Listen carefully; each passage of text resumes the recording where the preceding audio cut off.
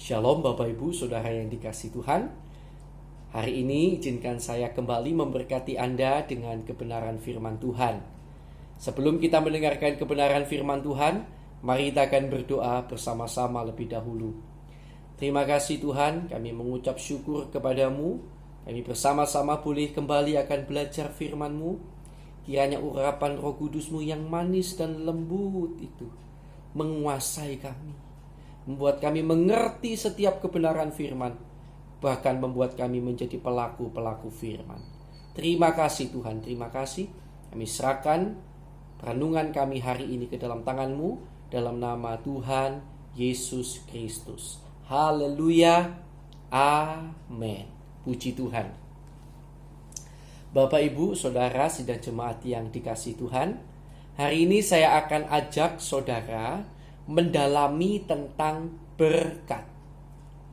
Ya, mendalami tentang berkat. Apa sih sebetulnya berkat itu? Bagaimana sih berkat itu? Kita akan lihat lebih dulu dalam Ulangan pasal 28 ayat pertama sampai ayat yang ke-10. Ulangan pasal 28 ayat pertama sampai ayat yang ke-10. Ini nanti yang saya akan ajak saudara baca adalah bicara tentang berkat. Ya, mari kita akan baca saja ayatnya. Ulangan pasal yang ke-28 ayat 1 sampai ayat yang ke-10. Sebetulnya saudara masih bisa lebih jauh belajar tentang berkat di ayat-ayat bawahnya, dilihat lagi, tetapi saya hanya akan ajak saudara membaca sampai ayat ke-10 untuk menyingkat waktu. Baik, saya akan bacakan. Perhatikan kata-kata yang pertama. Jika engkau baik-baik mendengarkan suara Tuhan Allahmu, perhatikan kata ini. Jika engkau baik-baik mendengarkan suara Tuhan Allahmu dan melakukan dengan setia, dengan tekun, dengan setia, selalu kamu lakukan segala perintahnya yang kusampaikan kepadamu pada hari ini.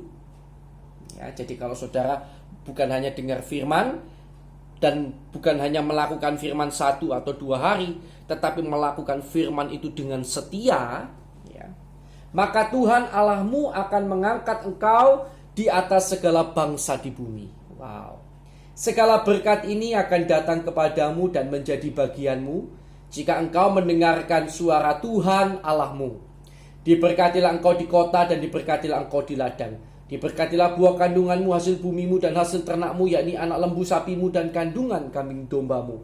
Diberkatilah bakulmu dan tempat adonanmu. Diberkatilah engkau pada waktu masuk dan diberkatilah engkau pada waktu keluar. Tuhan akan membiarkan musuhmu yang maju berperang melawan engkau terpukul kalah olehmu. Bersatu jalan mereka akan menyerangi engkau, tetapi bertujuh jalan mereka akan lari dari depanmu. Tuhan akan memerintahkan berkat ke atasmu di dalam lumbungmu dan di dalam segala usahamu. Ia akan memberkati engkau di negeri yang diberikan kepadamu oleh Tuhan Allahmu.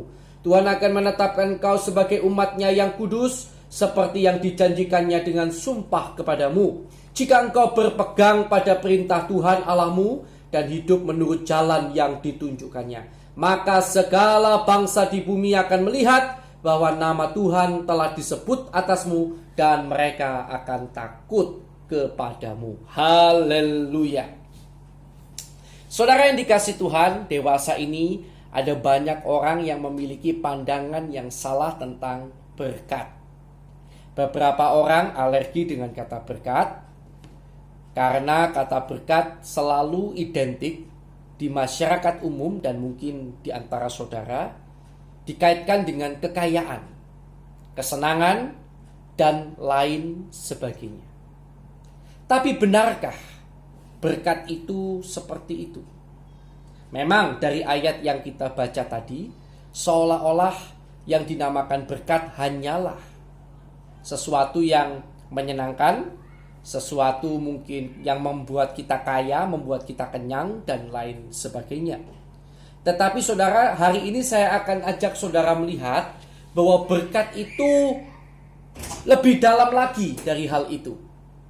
Ya, Berkat itu adalah sesuatu yang lebih dalam lagi daripada sekedar hal itu. Beberapa waktu yang lalu juga ada orang pernah bertanya kepada saya, "Pak, bagaimana cara membedakan berkat dari Tuhan dan berkat dari setan?" Waduh. Bagaimana kalau menurut saudara cara membedakan berkat dari Tuhan dan berkat dari setan? Bisa? Banyak orang bingung. Bagaimana sih membedakan antara berkat dari Tuhan dan berkat dari setan? Saya beritahu kepada saudara ya. Inilah mengapa kita perlu belajar tentang berkat hari ini ya. Setan tidak pernah dituliskan dalam Alkitab memberkati. Saya ulangi ya. Setan tidak pernah memberkati. Silakan saudara cek Alkitab. Saya sih belum ketemu. Saya coba cari belum ketemu. Siapa tahu ada yang ketemu, saudara bisa japri ke saya supaya saya bisa revisi khotbah saya. Tetapi sepanjang yang saya baca, saya berusaha cari, tidak pernah ada kata setan memberkati. Tidak pernah. Tidak pernah setan memberi berkat. Tidak pernah. Bila dikatakan bahwa setan memberi kekayaan, setan menawarkan kekayaan, itu pernah. Salah satu contohnya ketika Yesus dicobai oleh iblis, lalu iblis menawarkan kekayaan dunia dan segala yang ada di dalamnya. Bila Yesus mau sujud menyembah iblis, hal itu akan diterima Yesus. Jadi untuk memberi kekayaan, iblis bisa mungkin. Atau memberi yang kesehatan mungkin, kesembuhan bisa. Tetapi iblis tidak pernah tercatat memberi berkat. Nah, menarik bukan? Pasti Bapak Ibu baru tahu. Iblis tidak pernah memberi berkat. Jadi tidak ada namanya berkat dari Tuhan, berkat dari iblis. Tidak ada. Karena iblis tidak pernah memberi berkat. Nah, saudara, kalau kita melihat di dalam Kamus Besar Bahasa Indonesia, kata yang diterjemahkan sebagai kata berkat itu adalah artinya sebagai berikut. Saya ambil salah satu yang menurut saya paling cocok ya, yaitu karunia Tuhan yang membawa kebaikan dalam hidup manusia. Saya ulangi, berkat adalah karunia Tuhan yang membawa kebaikan dalam hidup manusia. Berkat adalah karunia Tuhan yang membawa kebaikan dalam hidup kita. Kalau dikatakan memberkati, artinya kita mendoakan agar orang itu menerima karunia Tuhan yang membawa kebaikan dalam hidupnya. Oke, bisa dipahami di sini ya. Nah, saudara yang dikasih Tuhan, nah, jadi kalau saudara kekayaan, hari ini saudara kaya, hari ini saudara sehat, hari ini saudara pandai, hari ini saudara umur panjang, belum tentu itu adalah berkat dari Tuhan. Tapi saya tidak katakan berkat dari setan. Saya hanya katakan belum tentu itu berkat dari Tuhan. Bisa saja itu pemberian dari setan. Saya nggak mau bilang berkat dari setan. Walaupun umur panjang bukan setan. Setan nggak bisa saya rasa kasih umur panjang ya. Itu umur itu di tangan Tuhan. Tetapi kekayaan, kepandaian mungkin ya, kekuasaan yang saudara miliki hari ini belum tentu itu berkat dari Tuhan. Nah, ini perlu kita pahami. Demikian juga ketika saudara alami masalah, belum tentu itu adalah dari setan. Malah bisa jadi itu adalah berkat Tuhan. Wah, saudara mungkin baru mulai berpikir, dari mana saya bisa berkata begitu? Saya ulangi ya. Berkat adalah karunia Tuhan yang mendatangkan kebaikan dalam hidup manusia. Nah, jadi pertanyaannya adalah, apakah kekayaan saudara membuat saudara jatuh dalam dosa? Apakah kepandaian saudara membuat saudara jatuh dalam dosa? Apakah kesehatan saudara hari ini membuat saudara sombong dan jatuh dalam dosa? Bila jawabnya ya, maka saya harus katakan itu bukan berkat dari Tuhan. Mengapa? Karena membuat saudara jatuh ke dalam dosa, ke dalam sesuatu hal yang tidak baik. Kata tidak baik di sini pasti menurut Tuhan, bukan menurut manusia. Kata tidak baik di sini pasti menurut jangka panjang, bukan jangka pendek. Artinya jangka panjang, kalau jangka pendek itu ya sekarang mungkin bahagia ya. Tetapi ingat jangka panjangnya bagaimana? Akankah bahagia terus? Ataukah jangan-jangan masuk ke dalam neraka? Nah, saudara yang dikasihi Tuhan, karena itu semoga ini memberikan gambaran yang baru tentang berkat Tuhan. Jadi saudara, bila masalah justru membawa saudara lebih dekat kepada Tuhan, bisa jadi justru masalah itu adalah berkat Tuhan bagi saudara. Ada seorang rasul yang menghadapi masalah, dan saya katakan justru itu sebetulnya berkat Tuhan atas dia. Mengapa masalah kok jadi berkat? Karena Tuhan sayang kepada rasul ini, supaya rasul ini tidak jatuh ke dalam dosa. Saya akan bacakan di dalam 2 Korintus pasal yang ke-12. Saya tiba-tiba teringat ayat ini. 2 Korintus pasal yang ke-12. Mari kita akan lihat bersama. Ya.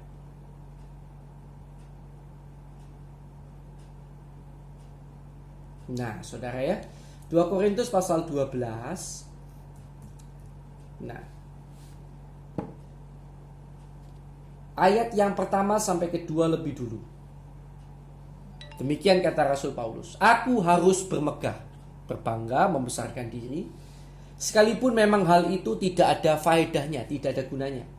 Namun demikian, aku hendak memberitakan penglihatan-penglihatan dan pernyataan-pernyataan yang kuterima dari Tuhan.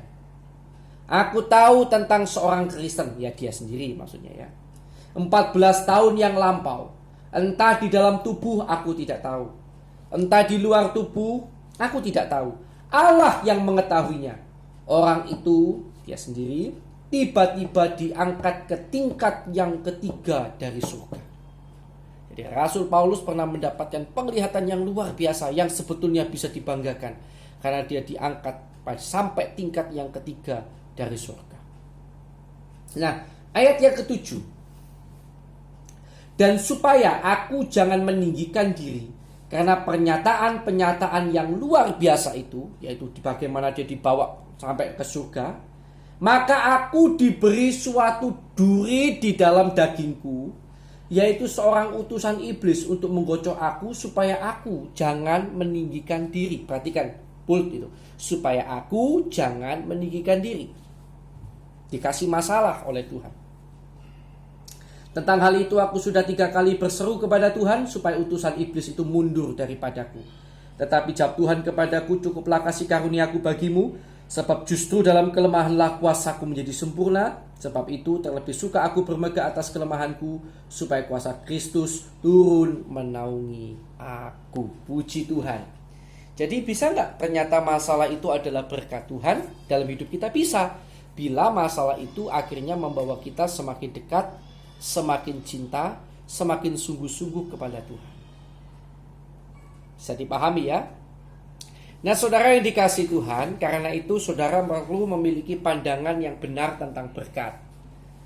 Ya, jangan lagi pandangan kita salah tentang berkat. Berkat itu dari Tuhan, karunia Tuhan yang mendatangkan kebaikan dalam hidup kita.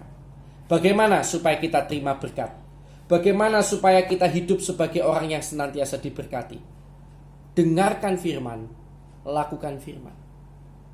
Ketika Bapak, Ibu, Saudara melakukan itu, maka Bapak, Ibu, Saudara dan saya akan menjadi orang atau umat yang diberkati oleh Tuhan. Haleluya. Dan itu luar biasa. Mengapa luar biasa? Kalau kita menjadi umat yang diberkati Tuhan, karena segala sesuatu yang terjadi itu pasti kita bisa percaya bahwa itu akan mendatangkan kebaikan dalam hidup kita. Kekayaan tidak akan lagi membuat kita jauh dari Tuhan. Sekali lagi, kalau kekayaan membuat saudara jauh dari Tuhan, maka saudara perlu bertobat karena saudara belum diberkati Tuhan. Jangan bangga dengan kekayaanmu. Kalau saudara punya kepandaian dan kepandaianmu membuat jauh dari Tuhan, jangan bangga, jangan merasa kau sudah diberkati. Engkau belum diberkati. Engkau harus bertobat. Engkau harus dengar firman sungguh-sungguh. Engkau harus melakukan firman. Kalau engkau punya umur panjang, jangan bangga dan merasa kau sudah diberkati. Belum tentu. Apalagi kalau kalau umur panjang itu membuat engkau jauh dari Tuhan, itu bukan berkat. Engkau belum diberkati. Engkau belum hidup dalam berkat Tuhan.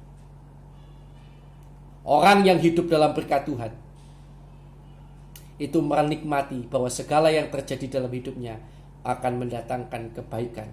Bukan hanya kebaikan dalam masa yang singkat, tetapi kebaikan sampai pada masa yang begitu panjang, sampai pada kekekalan. Saya berdoa saudara menjadi orang yang diberkati Tuhan.